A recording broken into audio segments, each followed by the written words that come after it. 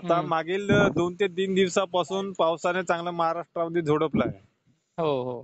तर यामध्ये आता कालच्या तारखेला चांगलं अतिवृष्टी पूर परिस्थिती निर्माण होईल या पद्धतीचा काल पाऊस झाला. तर आता आजची आणि उद्याची परिस्थिती पावसाची कशी राहील शेतकऱ्यांना माहिती द्या. आता पाऊस फक्त आजच्या आणि उद्या दिवस राहिला आहे. 29 तारखेपर्यंत जोर कायम आहे. आज सुद्धा जालन्याच्या तुमच्या परिसरामध्ये पट्ट्यामध्ये, परभणी पट्ट्यामध्ये पाऊस आजही राहणार आहे. पण काय होणार आहे की पश्चिम महाराष्ट्राकडनं काही ठिकाणी वाऱ्याचा जोर वाढेल सकाळपासून आणि कंडिशन थोडी उशिरा होणार.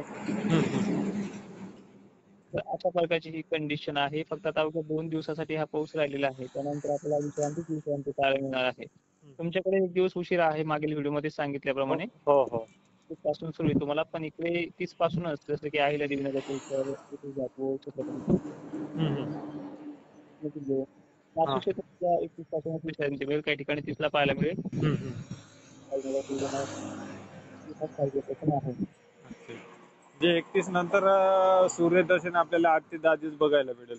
हो, काही ठिकाणी 30 पासून आणि काही ठिकाणी 31 पासून. पूर्व विदर्भाला 31 पासून पाहायला मिळेल. सूर्यदर्शन तर आता सध्याही चालू आहे. पण त्या पाऊस गरमीची लेवल वाढते ना, तर पुण्यामध्ये काय होणार आहे की गरमीची लेवल वाढणार नाही. वारे जोराने वाहतील. एक दखडी वाऱ्याचं स्वरूप पाहायला मिळेल. त्यामुळे आगाही टिकणार नाही आणि पाऊसही होणार नाही. त्याच्यामुळे एक शेतकऱ्यांसाठी आहे आणि लवकरच अवघ्या 3 दिवसांपासून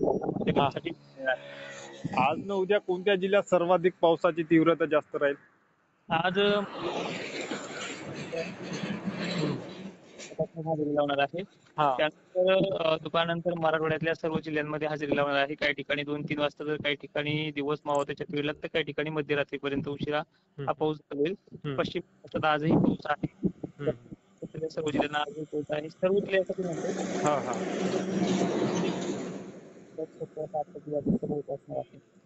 शेतकऱ्यांना वापसा कंडिशन आता जून महिन्यामध्ये 1, 2, 3 तारखेपर्यंत मिळून जाईल.